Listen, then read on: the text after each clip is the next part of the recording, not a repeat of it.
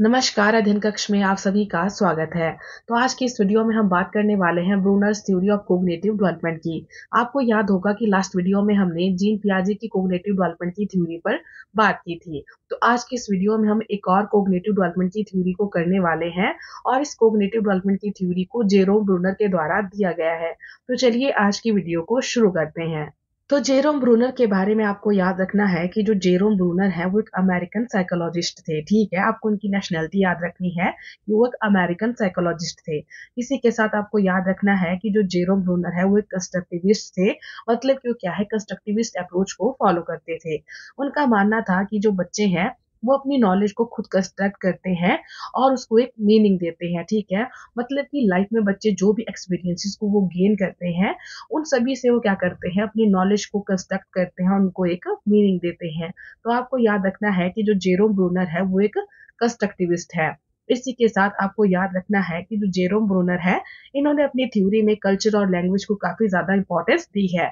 उनका मानना है कि बच्चे की जो कोग्निटिव डेवलपमेंट है उसमें बच्चे का कल्चर, उसकी लैंग्वेज काफी ज्यादा इंपॉर्टेंट रोल प्ले करते हैं। इसी के साथ जो जेरोम ब्रूनर है उनके द्वारा बहुत सारे कॉन्सेप्ट भी इंट्रोड्यूस किए गए हैं और ये हैं scaffolding, discovery learning, spiral curriculum and 3 modes of representation.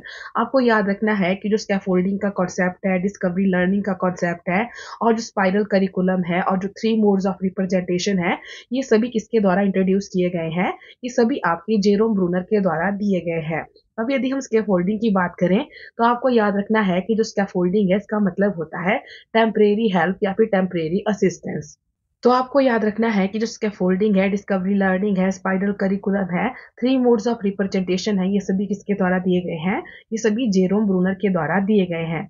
अब नेक्स्ट हम बात करेंगे 3 मोड्स ऑफ रिप्रेजेंटेशन की। तो यहाँ पर जेरोम ब्रूनर ने बात की है इनएक्टिव, आइकॉनिक और सिंबॉलिक स्टेज की। जो जेरोम ब्रूनर है इनका मानना है कि जो थिंकिंग है वो 3 स्टेजेस में डेवलप होती है और ये 3 स्टेजेस हैं, इनएक्टिव स्टेज, आइकॉनिक स्टेज और सिंबॉलिक स्टेज। जो आपकी इनएक्टिव स्टेज है आपकी एक्शन बेस्ड है और यहाँ पर जो बच्चे की एज है वो बर्थ टू 1 ईयर रहती है। इसके बाद जो आइकॉनिक स्टेज है ये आपकी इमेज बेस्ड स्टेज है और जो आपकी सिंबॉलिक स्टेज है आपकी लैंग्वेज बेस्ड स्टेज है और यहाँ पर जो बच्चे हैं वो 7 साल से बड़े होते हैं। तो आपको याद रखना है कि इनके द्वारा ये 3 स्टेजेस दी गई हैं और जो आपकी इनएक्टिव है ये आपकी एक्शन बेस्ड स्टेज है और जो आइकॉनिक है आपकी इमेज बेस्ड स्टेज है और जो सिंबॉलिक स्टेज है आपकी लैंग्वेज बेस्ड स्टेज है। तो सबसे पहले हम बात करेंगे इनएक्टिव स्टेज की। हमने अभी बात की कि जो इनएक्टिव स्टेज है ये एक्शन बेस्ड स्टेज है। तो इस स्टेज के दौरान जो बच्चे होते हैं वो एक्शंस के थ्रू चीजों को सीखते हैं, लर्न करते हैं। इस स्टेज को हम कॉन्क्रीट स्टेज भी कहते हैं क्योंकि इस स्टेज के दौरान जो बच्चे होते हैं वो कॉन्क्रीट ऑब्जेक्ट्स को टच करके, उनको फील करके, उनको मैनिपुलेट करके चीजों को वो लर्न करते हैं। अब फॉर एग्जाम्पल इस स्टेज के दौरान यदि हमें बच्चे को सिखाना है कि ये एप्पल है तो इस चीज के लिए हमें उन बच्चों के सामने एक एप्पल को रखना पड़ेगा। ठीक है, वो उस एप्पल को टच करेंगे, उसको एक्सपीरियंस करेंगे, उसको फील करेंगे, उसको देखेंगे तो तब वो समझ पाएंगे कि ये क्या है, एक एप्पल है। तो आपको याद रखना है कि जो आपकी इनएक्टिव स्टेज है इसे हम कॉन्क्रीट स्टेज भी कहते हैं और इस स्टेज के दौरान जो लर्निंग है वो टचिंग, फीलिंग और मैनिपुलेटिंग जैसे जो एक्शंस होते हैं इनके द्वारा इनकी शुरुआत होती है। मतलब कि यहाँ पर जो लर्निंग है वो कैसे होती है, थ्रू एक्शंस, मतलब कि हम एक्शंस के थ्रू चीजों को यहाँ पर लर्न करते हैं। नेक्स्ट अब हम बात करेंगे आइकॉनिक स्टेज की। हमने अभी बात की है कि जो आइकॉनिक स्टेज है ये आपकी इमेज बेस्ड है। तो आपको याद रखना है कि इस स्टेज के दौरान जो बच्चे होते हैं वो इमेजेस के थ्रू या फिर विजुअल रिप्रेजेंटेशन के थ्रू, परसेप्शन के थ्रू वो चीजों को लर्न करते हैं। आपको याद रखना है कि जो आइकॉनिक स्टेज है इसे हम पिक्टोरल स्टेज भी कहते हैं क्योंकि यहाँ पर हम पिक्चर्स, इमेजेस, विजुअल रिप्रेजेंटेशन का यूज करते हैं किसी चीज को सिखाने के लिए।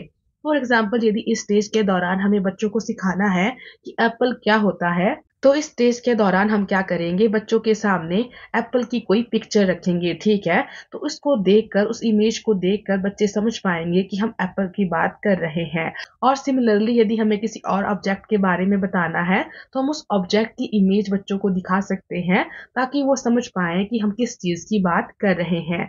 तो आपको याद रखना है कि जो आइकॉनिक स्टेज है इस स्टेज को हम पिक्टोरल स्टेज भी कहते हैं और यहाँ पर हम इमेजेस और विजुअल रिप्रेजेंटेशन का यूज करते हैं।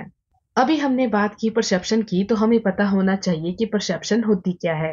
तो सेंसेस के थ्रू हम जिस भी इंफॉर्मेशन को रिसीव करते हैं, तो जब हम इस इंफॉर्मेशन को इंटरप्रेट करते हैं, इसको एक मीनिंग देते हैं, तो इस चीज को हम परसेप्शन कहते हैं।